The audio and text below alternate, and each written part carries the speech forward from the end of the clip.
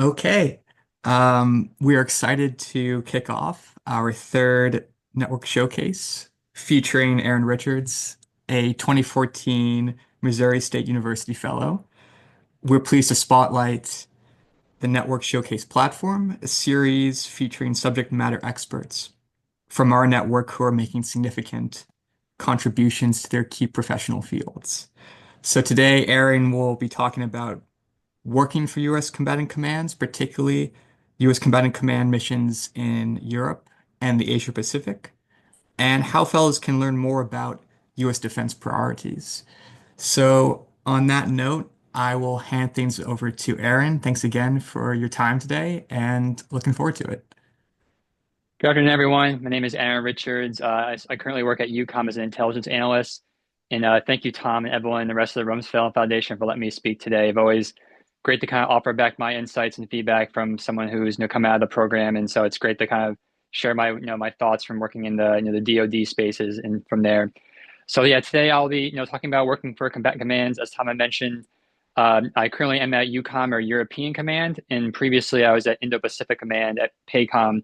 So I'm kind of go through those, kind of highlight some of the key differences and similarities, and just to provide some insights for those who are interested in working in that field. Next slide, please.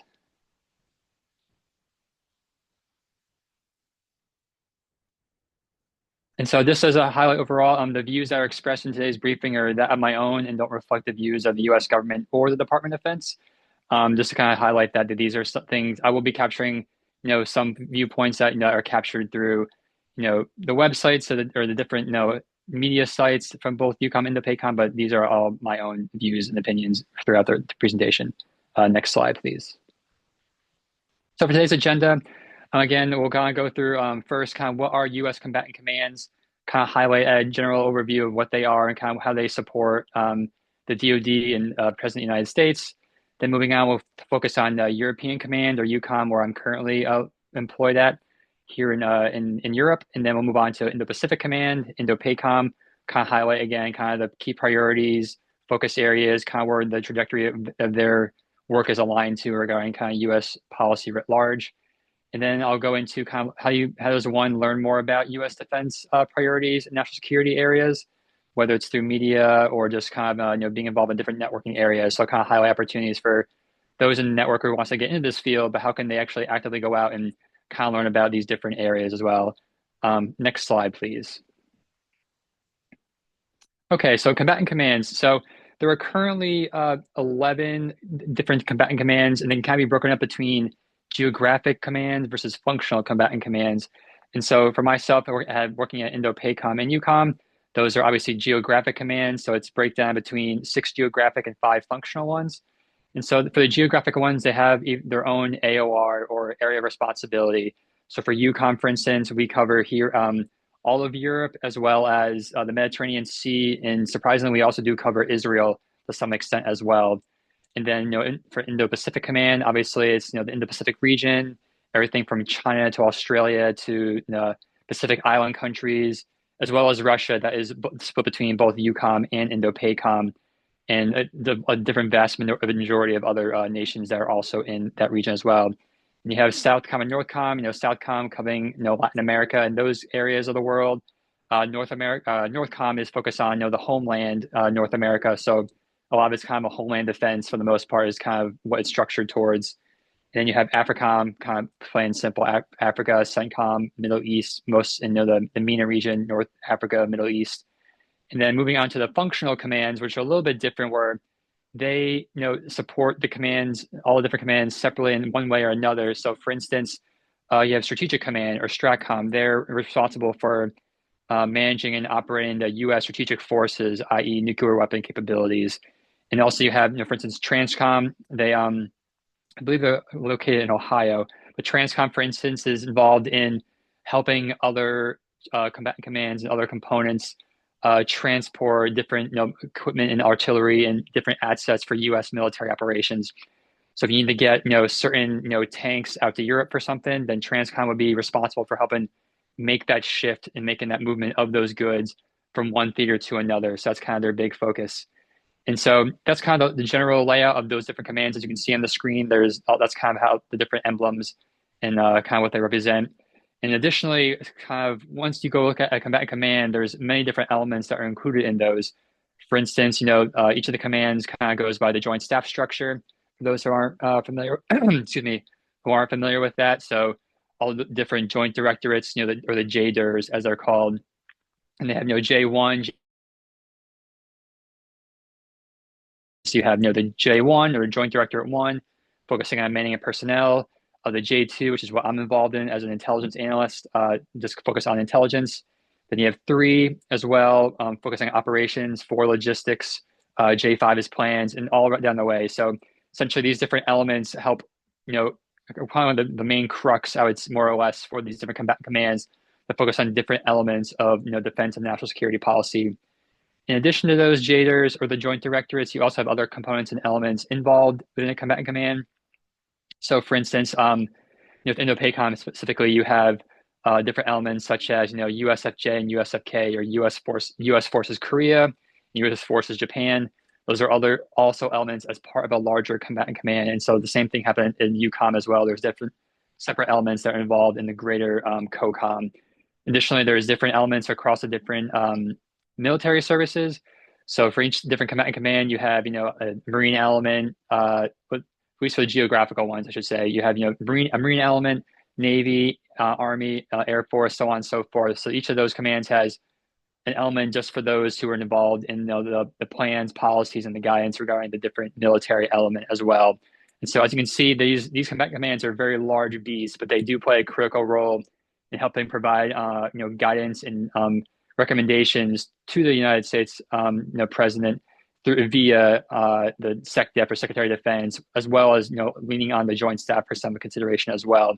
So again, these combatant commands play a large role. If there were ever to be a war out with China and in the Pacific, INDOPACOM, the commander of INDOPACOM would be one in charge of running that operation, running that military battle in that arena. And same thing with EUCOM. Combatant commander here is in charge of ensuring the military interests and key allies of the region are protected, and doing what he can based on what his force posture is in the region. And so, other than that, though, it's kind of the kind of a high level view of the combatant commands. You can easily go to any one of their websites to kind of learn more about their certain functions. Whether it's Cybercom, learn about more of their cyber capabilities, or SOCOM, how they kind of play an integration role in certain areas like WMD. They're more of an integrator in that sense, but that's things you kind of do on your own time. But there's definitely a lot you can learn about the combatant commands and how they all kind of touch one another in one instance or another. Next slide, please. Okay, so now we'll go on to EUCOM. So again, I'm an intelligence analyst working for with DIA, Defense Intelligence Agency, but as supporting European Command. And so what I want to kind of go through here is kind of talk about the mission, some of the different priority areas or focuses that I've noticed in my time working with EUCOM, and as well as you can kind of see in the news as well, and how that aligns with U.S. Presidential policy, kind of those priority and focus areas, and then kind of go into what's the work environment at EUCOM. Obviously, EUCOM is not in the U.S., so there's definitely a different feel and vibe to it than working at the Pentagon or any other kind of defense entity in the U.S. And so, for first off, then just kind of focusing on the mission within U.S. EUCOM. I know, as it says on the slide, the mission for EUCOM is deter conflict, maintain peace and security, provide strategic depth through military operations, exercises, and security cooperation with NATO allies and partners. Pretty forward, plain and simple. It's kind of ensuring the security of the European AOR. They're dedicated to proactively safeguarding the homeland while enhancing security across the Europe Atlantic region. So again, EUCOM focuses on the whole entire European continent, as well as Russia, part of the Mediterranean, and as well as Israel that I mentioned before. So moving on to some of the key priority areas and kind of the big threats of concern that EUCOM is currently focused on that we've seen. You can kind of look at their different, their website, other kind of media outlets that kind of focus on this as well. But obviously the big one, being the Russia-Ukraine war. Currently right now, the Russia-Ukraine war is the largest land war in the European theater since World War II, which is so it's a really big scale here. Obviously in the US, we don't feel it as much just because we're not necessarily impacted on a day-to-day basis. But I can tell you from at EUCOM, this is the primary focus for those, whether whether you're a ground analyst or working in plans on some type of operation, this war is the primary focus on that. And obviously, we don't know how long it's going to go on for. I mean, obviously, since the invasion's been 3 years now, it could be at the end of this year, could end. It could be another 5 years. So as of right now, this is kind of the primary focus. But again, with the new president in office, priorities could shift. But that is obviously the main focus. And if you look at the Russia-Ukraine war, it's just not as simple as you have one Russia versus Ukraine. That's kind of the main dynamic. There are actually a lot more Mhm. players involved. If you've been looking in the news recently or over the past couple of years, for instance, Belarus, which has been very closely aligned to the Soviet Union during those times, and now within Russia, is really focused on that partnership. And so obviously that is an ally of President Putin in the region. And additionally, there's other actors that are outside of the European theater that are playing a critical role in the Ukraine war. One, for instance, is the Iranians. If you haven't seen it now, I highly recommend. There is a DIA report, I want to say maybe a year or so ago, that highlights that Iranian has been shipping UAVs to the Russians to use during this wartime. And so it's a great overview of kind of how the DoD enterprise has been able to kind of showcase this clear violation of international norms where this Iranian regime is supporting this more or less illegal war against a free nation that is Ukraine. And a separate side of that, if you haven't seen also in the news, a big focus now for EUCOM is the North Korean troops that are now present in the EUCOM AOR. So obviously it's something very different in terms of not just having Russians versus Ukrainians on the battlefield, but now you have real live North Koreans who are playing a factor in that. And obviously that has a significant impact on how, not only the US, but other nations in the region or in the European theater support Ukraine in that area. So again, the Russia-Ukraine war, very dynamic, threat, very detailed kind of war overall. It's not just two actors. There's a lot of different players involved, and so that's obviously the primary concern or the focus for the UCOM commander as well. And so, in addition, kind of when you look at UCOM, obviously you have the combatant commander who's in charge of the theater, but also that individual, General Cavoli, actually is dual-headed. So not only are they the commander for UCOM, but they're also the Supreme Allied Commander of NATO forces. And so now the UCOM commander is also the lead military officer in terms of operating NATO forces. So if NATO forces were required to go to war for X reason, the UCOM commander is dual head as the primary military official who would guide those NATO forces during a wartime scenario. So moving on to some different priority areas we have here. Obviously, I mentioned it's kind of tied to the first one, but the NATO alliance and European security. Obviously, the NATO alliance has been a very integral part of European security and U.S. relations in the European theater.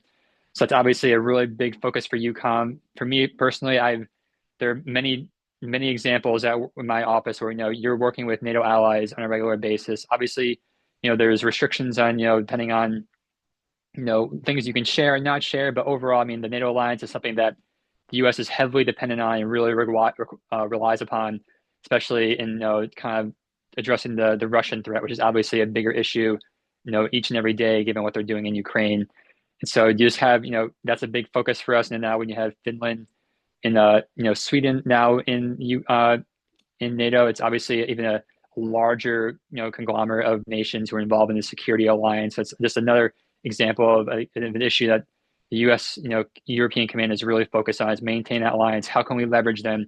How can you use those relationships to deter Russia from doing X action that might impact energy security, lives at risk, or just anything that Russia is using to take advantage in the theater at this point.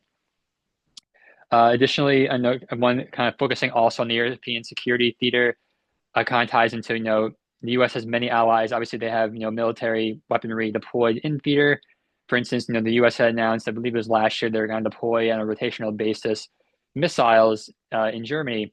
So again, the U.S. really relies upon these different relationships, not only just for the partnerships and building capacity, but obviously even stationing of weapons in theater for deterrence value, whether it's in Germany or in other nations, to kind of show about that this is not just the U.S. doing this unilaterally, but there's also other partners who understand the threat in the region, what the U.S. is trying to achieve, and that those objectives align with other, NATO and European allies in the region as well. Additionally, another kind of focus on in EUCOM, not that I wouldn't say it's a significant one, but it's obviously one that's always kept apprised of is, obviously terrorism. It's a global actor or, non-state actor, so it's always going to be a concern for EUCOM, whether it's in, Western nations or in any kind of part of the theater. It's always something that, EUCOM maintains, awareness of and acts when it can to kind of prevent any kind of terrorist activity in the AOR. Moving on, another security issue that EUCOM is focused on is the PRC or the China influence in the region. Given though China has a lot of focus in Indo-PACOM, which I'll talk about later on in the brief, but also in the European theater, they're definitely trying to find hedges to provide themselves more opportunities to be involved and kind of drive wedges between the U.S. and its European allies, whether it's economically in terms of things like the Belt and Road Initiative or I guess One Belt, One Road is what they used to call it, but basically kind of their economic playbook to kind of become have other nations, they go to nation X and say, hey, we'll build this bridge, if you kind of give us, X, Y, and Z in return. So it's kind of this larger economic blueprint that we're trying to look into achieve not only other parts of Asia and Africa, but there is a European presence in that as well. And then even diplomatically, there are obviously things that the European nations with the U.S. or even separately don't align with, whether it's sanctioning certain Chinese entities or providing again even with the missiles and in Germany, that's obviously something that China probably thinks about. Okay, what happens if that's replicated in our theater? So a lot of kind of security things. The PRC is definitely good at kind of playing that diplomatic game and trying to being the nice guy in the room. But additionally, they always have something that they're really focused on that's more of a Chinese perception of how they kind of view the theater. So the PRC influence is definitely a topic or an issue that the EUCOM theater looks at closely to kind of ensure that they're not driving wedges against the U.S. and its allies in the region. And finally, kind of going along with the PRC is the malign activity of Iran in the DPRK or North Korea in the region. On the Iran point, on the Iran front, as I mentioned before, there's evidence that they provide drones to the Russians to use in the Ukraine war, which is obviously a violation of many international treaties and obligations. And separately, North Korea has, there's been evidence of North Korean troops in the Ukraine war. So again, just other violations of international norms and treaties in terms of how to fight war and what is it used, how the wars are fought between nations in the theater. So again, in addition to those, there's just other kind of different proliferation concerns that both those countries have. Obviously, they don't have a big, diplomatic or economic kind of footprint in terms of they can't really leverage that like the way China can. But there are ways where those two malign actors are looking to do things that benefit them, primarily to support Russia because Russia sees them as an ally, or for me, it's more of Russia is using these countries as more of just a resource to kind of get what they need because they can't do anything domestically given the restraints of the war that's been put on them over the last 3 years. And so again, those are kind of just a few, not all the different focuses that the European Command is looking into. You can easily go to EUCOM's website or any other kind of social media outlets or just following what the statements are being said or put out from EUCOM officials or even DoD officials writ large, what other things they're focusing on. But those are kind of the big ones I wanted to hit on in terms of what is EUCOM putting the resources and manning towards to kind of address these certain issues. And again, these things could adjust given the new administration, but it's just kind of the things how things are being played out currently in the theater. So kind of going to the last portion of the slide, the work environment in EUCOM. Again, I've only been there for probably about 3 or 4 months overall, but it's a very different environment than working Indo-PACOM or even at the Pentagon when I was before. I mean, it's essentially you're working at in a wartime environment, not the same tempo in some instances as we were during the Iraq-Afghanistan wars, but every day it's we are EUCOM is tracking what's happening in the Russia-Ukraine war. It's looking at the troops, looking at the weapons that are being used, looking at other different elements involved.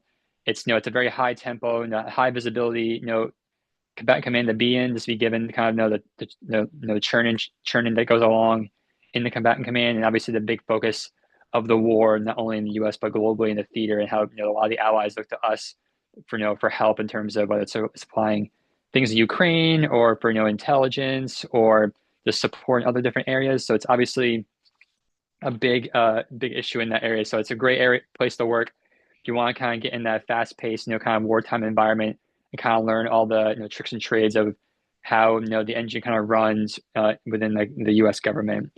And additionally, it's obviously for UCOM, it's a little bit different. Where in Indo-PACOM you have headquarters in one area, all the elements are kind of nearby. In UCOM, so I'm currently at a Molesworth in England. So my element is located in England, but the headquarters of UCOM is in Germany. And so it's kind of it's a little bit, tyranny of distance is obviously can be an issue in terms of getting to your customers and stuff like that. But I mean, it's only like an hour or so flight, for work, so it's not too bad to get in touch with people in person. But this is that kind of it's more separated than it is versus the other combatant commands in my experience. And so it's definitely something to kind of keep apprised of if you're ever interested in working in UConn, which I highly recommend it. If you can work overseas, I think it's just a great opportunity to kind of, learn different cultures, working with different, international partners. It's definitely a very interesting environment versus just kind of working with in CONUS or continental US in that instance, or even in Hawaii as well. So again, that's kind of the overview of UConn. Plenty more you can look online at that, but this kind of gives you like a good, well-rounded view of kind of the focuses, the mission, and kind of what that work environment is overall in UConn. And so otherwise, we'll move on to Indo-PACOM. So Tommy, next slide. Okay, so Indo-Pacific Command, which was where I was previously at, and that was my first stint in the federal government with DIA. And so overall, Indo-Pacific Command located in Hawaii, in Honolulu, and Pearl Harbor. For there, I was also supporting on the J2 as an intel analyst there. But it kind of moved different jobs. My focus area kind of shifted between a few things while I was there for about the four to 5 years that I was working on the area. And so the mission, as it says on the slide here, is to protect and defend the U.S., its territories and allies and interests alongside allies and partners. It promotes regional security and deters aggression. And if deterrence fails, it is prepared to respond to the full spectrum of military contingencies to restore Indo-Pacific stability and security. So it's a mouthful. There's a lot going on in Indo-PACOM, but there's a lot that goes around in there. If you look on a map, you just looking at a map of the AOR writ large, just kind of tells you how vast and how large of an area this Indo-PACOM is responsible for. It has the most countries involved in the region. It has that in terms of responsibility. There's vast numbers of surface area in terms of countries, the water that's responsible in the AOR of Indo-PACOM. Three of the big four threats in the region or in the world, or according to U.S. policy, are in the region. That being China, North Korea, and Russia. So Indo-PACOM is, in my view, if you look at Russia, in UCOM, that's kind of the current threat and on the table in terms of the war and stuff like that. But for me, Indo-PACOM focusing on China as the big kind of the focus area, along with other things, but China being the enduring, more long-term strategic threat that the U.S. is going to have to deal with. Not this year, next year, but years, a decade plus in terms of what they're looking to achieve down the line. And so, kind of moving on from there, what are some of the priority areas that Indo-PACOM focuses on? What are some of the kind of key threats that are in the AOR? So I mentioned kind of the big three threats, with Russia, China, and North Korea. Those are the main ones that I kind of focus on, but there's also different other focuses within those and separately that are kind of a big area. So it's Combatant Commander, Admiral Paparo, who's been there for only about a year or so. There's a lot on his plate. He does a lot, in terms of kind of ensuring allies and partners, but also ensuring that the U.S. deterrence, that's kind of his big thing is, as you see in my first bullet there, deterrence and assurance is essential. If you look up, Admiral Paparo's speeches, whether it's, at a think tank or other kind of, dialogue with partners in some kind of open forum, he'll key on, the word deterrence like all the times, because the goal for there is, focus on not just, on Russia and North Korea, but China specifically. How do you deter China from doing, activity X? How do you deter, China from invading Taiwan? How do you deter China from, building a certain system that can be used to threaten our forces in Guam? Things along those lines. So it's really just a vast, the vast thing that the deterrence kind of focuses on within the AOR. And so kind of moving to the second bullet there, the growing threat of China is obviously the primary threat in the region. There's other things obviously, but majority of what the U.S. is doing in the region, from my perspective, is focusing on China one way or another. Whether it's deploying certain carrier strike groups in the region to have a show of force to say we as in the U.S. can sail our ships through these waters even though the PRC thinks they're theirs, or doing certain exercises in the region with partners to kind of show that we are aligned with our allies and partners. We won't take any kind of aggression from the PRC in in all the different PLA or the People's Liberation Army forces, whether it's rocket forces, Navy, Air Force, in the Army as well. And so looking at the PRC threat as writ large, I mean, you could have an entire conversation just on the PRC as well and writ large as well. But in terms of just kind of what their focus is, if you really look into the PRC and kind of what their ideology is, they'll say in the new open source, whether it's their foreign minister or President Xi Jinping, who's now in power for, a third term, which was only created because he changed the rules to do that. So it's obviously in his benefit, has benefited him more than anyone else. But if you look at, Chinese thought, Xi Jinping, especially the way he did, earlier in his years in power and now where he is now, I mean, the PRC looks at, their vision of the world is not what we as the US, we look at as a equal playing field, a democratic kind of, world order that ensures everyone's playing fairly, supports, peace and, liberty, and that there's no unfair advantage put on certain countries, and that, the US is obviously kind of step or leading that charge per se in that world order vision. If you look at the Chinese way of thought, they will say it's similar, but they also have their grievances with us as in the US being, the preeminent power in the world. And so you can look at things that Xi Jinping has said in terms of, the way he, this great rejuvenation, China went through, for those who don't know, 100 years of humiliation where they just had a really rough go. You can read a lot about that, but economically, they just had a lot of downturn. The starvation, not a lot of development, innovation in the world. Other different global powers at the time, whether it was the U.S., the Soviets, the Japanese, or the Brits, during this 100 years of humiliation, you can go and invade different parts of what was China, back then, and then took their land, and now is obviously it's changed differently. But during the 100 years, the PRC felt like they got bad luck out of it. And so I think, if you look at, what, Chinese leaders, think about that, and they say, we've had this really rough period, and now this is now our time. Like the current time for the PRC nation is now. We're gonna, become this global power. I believe it was by 2049, they want to have a world-class military, which could be defined in many different ways. But I mean, that's pretty striking for, the U.S., who always has sees themselves as the top military, power in the world. When the PRC is not too far behind in some instances, they obviously, they do a lot of kind of copying of what we do in some instances. At the same time, they're not too far behind other areas. And so, again, this is kind of, this great rejuvenation thought by the PRC in addition to kind of what their philosophy is. You can see it can be the case with, Hong Kong, for instance. It was like more or less kind of a quasi, autonomous region within, the PRC. And obviously, a couple of years ago, that the PRC went in with its forces and basically took hold of, Hong Kong. It's now essentially part of mainland China. And by mainland China, I mean kind of like the larger continent. That's kind of a term that's used to kind of separate the outer lying land entities that PRC thinks it's theirs, but it hasn't been really in control of. So now that Hong Kong is now under the fold of the PRC, this great rejuvenation is kind of almost complete, according to the PRC. Kind of the last remaining link really is Taiwan. And so when you can't really talk about the PRC threat without talking about Taiwan, because Taiwan is obviously a critical node to how the PRC sees themselves as taking all these bits and pieces that were taken from them back, from the colonial days, and now they can have this one great nation all back together. And so Taiwan will be an interesting thing to focus on if you really want to, learn more about it. I highly recommend this kind of. There's plenty of think tanks or YouTube videos or just books you can read about kind of what the Taiwan issue is. A lot of times the PRC will say it's a domestic issue that the U.S. has no right to be involved in any kind of Taiwan threat or contingency because Taiwan is a part of China, and that way it's a domestic dispute, so there should be no international involvement, i.e., the U.S. and its other allies and partners. And so having worked at Indo-PACOM, a lot of our focus was really on everything was kind of somewhat related to kind of Taiwan in an instance in terms of whether how do you deter the PRC from doing X, which then could deter them from invading Taiwan in the future.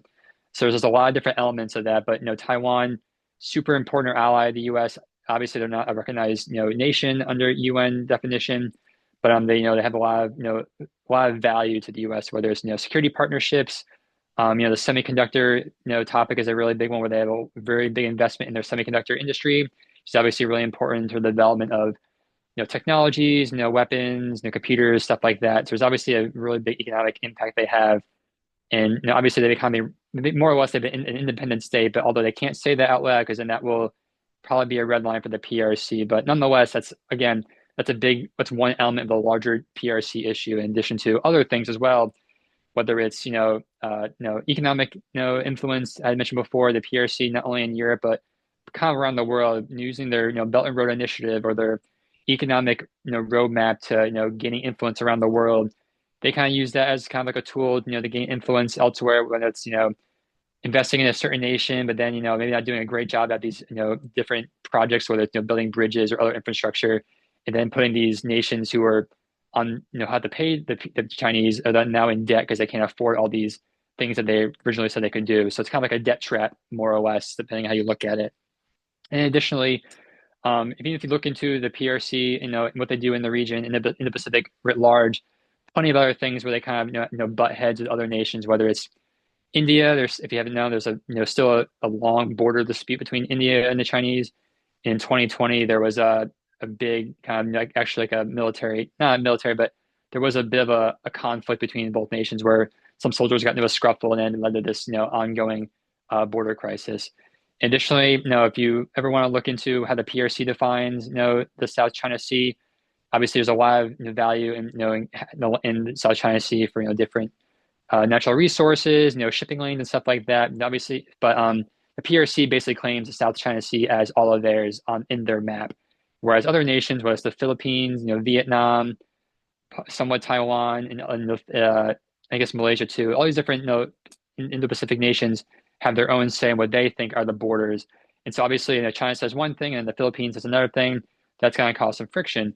And so whether it's Scarborough Shoal or all these little, essentially, it really comes down to these small little islands. Or honestly, in some instances, it's really just a rock in the ocean that the PRC thinks it's theirs, then extends their borders, which then gives them more rights to then get natural resources based on the borders that are in internationally recognized. And so, again, it's another topic that can be talked about for a long time, but there are plenty of land and territory disputes that the PRC has with not just Taiwan, but also a number of different countries in the region that, again, these could be all small trigger points that could lead to a larger conflict. We don't know how it's going to play out, but the U.S. is heavily involved in Indo-PACOM supporting these different nations in their elements and they're supporting their overall how they view their territorial claims. So we ensure that our allies are being protected and being supported in that area as well. Additionally, moving on to the next threat, DPRK or North Korea. Even though it's a hermit kingdom, when there's not a lot of economic value that they provide the world, they definitely have a strong threat in the region. I mean, for those who say, no, nuclear weapons, they don't really work in today's world. There's just not a need for them. I mean, if you ask North Korea, I'm sure they would tell you that nukes are essential to their security because they're still standing, they're still building more weapons, they're advancing their nuclear missile programs much more than one would think for a hermit kingdom that doesn't really have any touch with the outside world. And so that's obviously a very looming threat. KJU or Kim Jong Un, the leader of North Korea, probably on a regular basis. I haven't looked at it in a while, but I mean, he makes very frequent statements about, how the U.S. is, a very hostile nation. The North Koreans are ready to go to war at any point. All these very volatile sayings and actions that North Koreans are saying in the open media. This shows that, obviously you can kind of take it for what it's worth. If he really means they really would launch an ICBM against the U.S. in this certain scenario. But for the Yukon commander, he's got to take that into priority. He has to say, okay, what is the capability of the North Koreans from this perspective? What can we do to deter them from doing that? In terms of how do you ensure that their programs aren't as efficient as they are? How do you deter them from making the decision that could lead to a war in the Indo-Pacific? And so, not as big as the China threat, but at the same time, it's definitely something that they're considering as in the Indo-PACOM theater because they're obviously having a very significant military program that's only expanding and growing despite kind of their hermit kingdom or their kind of closed door type of society. And then kind of going aside with that, I mean, again, as I mentioned before, Russia is both in the Yukon and the Indo-PACOM theaters. And so it's obviously a big threat in the Far East in terms of what Russia is doing in the Indo-Pacific theater. There's definitely a lot of things they're doing that we don't like to do, whether it's sending certain ships and aircraft in areas that we don't like, or just providing. They definitely have some territorial disputes with some folks out in the Indo-Pacific, particularly with the Japanese. And so again, there's just a lot of opportunities that the Indo-Pacific Command has to kind of deter them from taking certain actions Again, the Russia threat is a larger thing in the EUCOM theater, whether it's, from a nuclear weapons perspective or just a conventional military perspective. But even Indo-PACOM, it's definitely one of the things that, having worked there for a number of years, that is one of the constant, threats that the Indo-Pacific commander and leadership focus on a daily basis, is because they're a global power. They have plenty of resources in their bag in terms of military capabilities, something that the U.S. and its allies have to take notice of. And then additionally, kind of focusing on any other kind of the last remaining threat I had on here, not really a threat, more like an area that's really focused on. I guess there's a lot of different smaller nations, Pacific Island countries, or the PIC country, or the PICs as they're referred to. These different small islands with, Vanuatu, there's a small number of other nations that are out there that are in the kind of in the island Pacific region. They don't have these, they don't have these vast militaries, these vast economic resources, but the Indo-PACOM, though, these small countries, getting allies and partnerships with them versus the PRC is part of the game. The U.S. is in competition with the PRC in terms of, influence in the region, whether it's, economic at a high front in terms of, trading with different partners, but even them just having these different security arrangements with different nations. If the UCOM, if the Indo-PACOM, excuse me, can go and, secure, some kind of security alliance with, a small island nation versus the Chinese doing that, that's a win for the U.S. They want to make sure that the PRC's influence is minimized as much as possible in the region to ensure that, the U.S. interests and their views and their kind of their goals in the region are being pursued versus that of the PRC, which again I mentioned before is not aligned with what the U.S. likes to do and plans to do for the region. And so again, those are kind of just the high level view of kind of the threats and focus areas in the region. Again, this could change with the new administration. I don't think it will change as much, just given because the PRC, as I mentioned before, is a long strategic, competitor in the region and the world. I would highly recommend if you're really looking to get involved, like in kind of, supporting combatant command and kind of supporting that wartime fighter need. I think Indo-Pacific Command, although Hawaii is expensive, I will say that it's a great opportunity because I know they're always looking for folks out there to kind of, be in the China problem set. A lot of the resources from the DoD are going out that way. It's kind of the newest kind of long-term issue that the U.S. is going to be focusing on for decades to come. It's not going to be, a couple of years. I'll think of something else.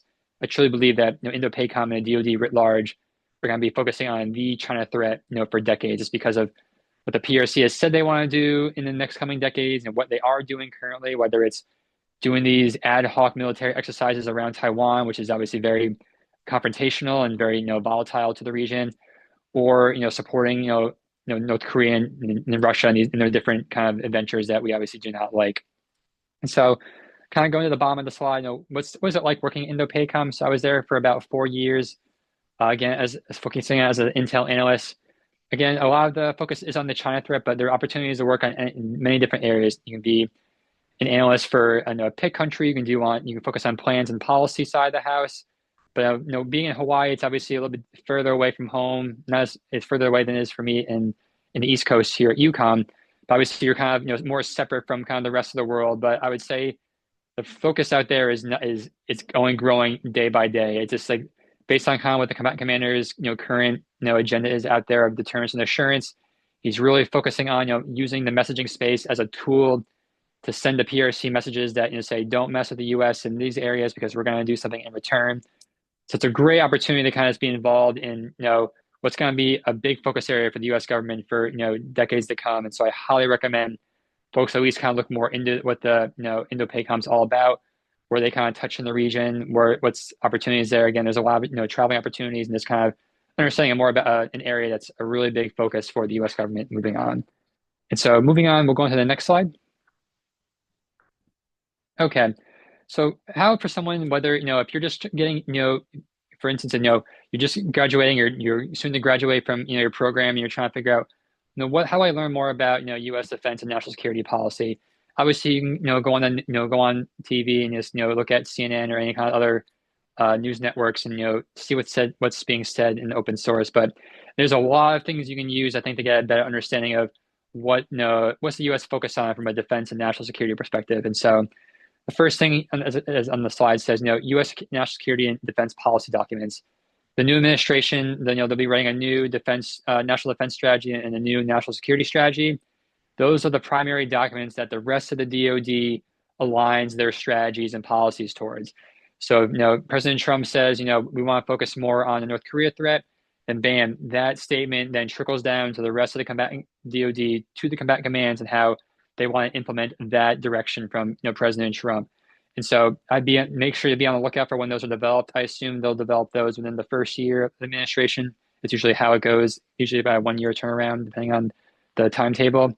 But again, those are the kind of the hierarchy documents. There's other ones as well, depending on the focus area. But those are kind of the two primary ones. If you just read those, you really have a good understanding of what the administration is going to be focused on in those next 4 years and where they want to allocate resources, manpower, assets to drive at those different focus areas for the upcoming years.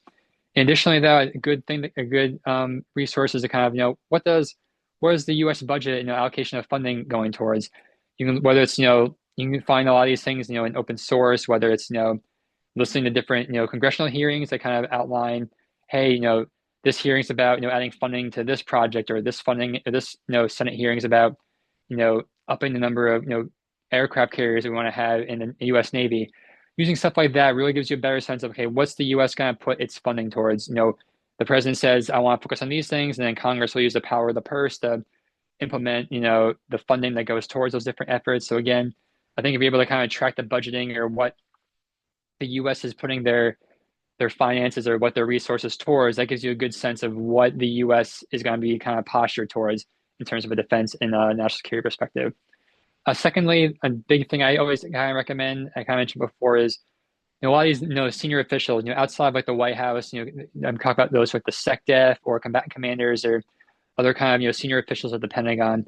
If you listen to their statements, whether it's being quoted by Defense News, or going to a think tank giving a discussion about topic X, or being part of some kind of international forum that's available for others, like where it's all these different CHODs or chiefs of defense, which is the equivalent of a defense secretary.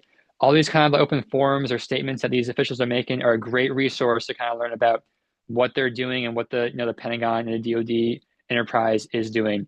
Whether it's saying, hey, a lot of it is towards messaging, especially for the combatant commanders. A lot of the things they say in public are definitely directed towards some of our adversaries or allies, and say, hey, we're saying this because it hint hint, it actually means X, Y, and Z. But overall, though, if you kind of just track what these senior DoD officials are saying, it gives you a better sense of kind of what they're doing to implement the policies and guidance from the White House. Because obviously, with the White House, they're giving kind of strategic outlook of what they want to do, but the tactical and kind of the structural way of getting those things done, that's up to the DoD and the Pentagon and the combatant commanders and other elements within the DoD enterprise to implement that policy. So I highly recommend just kind of looking into those different types of open forums in terms of like what are these DoD officials saying, because it's even if you're going in person or listening to them online, it's a great way to kind of get inside the head of what the DoD officials are thinking about in terms of DoD policy and such. And then finally, like I mentioned before, but media outlets and academia, there's plenty of books out there, or different news sources, whether it's open news or think tanks, academic institutions that publish on these things. You can kind of get different perspectives. For me, I'm always really interested in just kind of getting different viewpoints from across the spectrum, so you kind of get an understanding of what one side of the aisle thinks versus the other, or why someone who's more of an isolationist thinks this way versus someone who's more of an internationalist. There's a lot of things you can go out there in the kind of the open source to kind of use and learn about these different things. But again, kind of going back to the combatant commands, how learning more about them, highly recommend going on their websites, kind of following their different social media handles and stuff like that, and you get a really good sense of kind of what they're doing. Because again, the president of the United States and the SecDef, for some instance, in some cases, they give kind of overarching guidance. They don't really give too much into the detail weeds. In most cases, it's really, if you want to know what assets are going to be moved, what things the DoD is actually going to be doing, like the military themselves are going to be doing.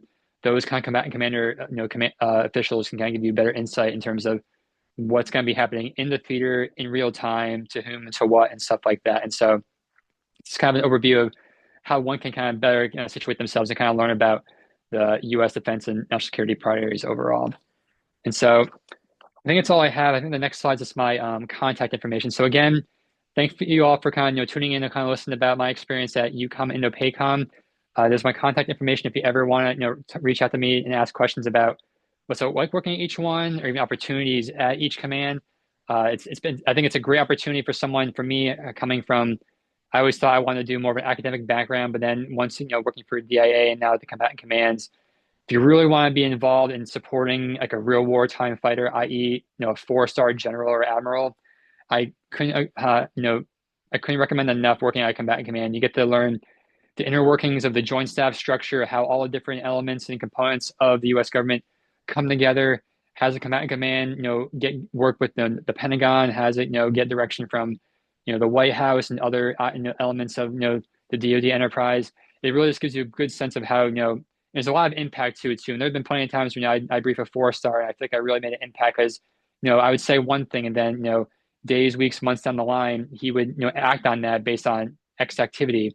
And so I think there's a lot of opportunity for impact in terms of you really want to be able to, again, brief, two, three, four-star, generals and admirals, that's a great opportunity, I think, for someone who's, junior, just trying, get themselves, foot in the door. So, I mean, I've met, multiple, folks with stars on their shoulders, and whether, you've been in the game for, decades or you're just fresh out of grad school, if as long as you know your stuff, that, admiral or, general will value what you were saying. And so I highly recommend getting involved in those opportunities, whether it's from an intel perspective, a policy side, or a plans area, or even any other kind of institute as well. But again, thank you for all, Tom and Evelyn, for letting me talk to you today. So it's been a great opportunity, and hopefully I answer everyone's questions. Thanks again, Aaron. I really appreciate your talk. I think it was really informative, and I think the fellows will really benefit a lot from it. So thank you again for everything. Before I finish this recording, yeah, feel free to reach out to Aaron with any questions, and I know he'll always be happy to help.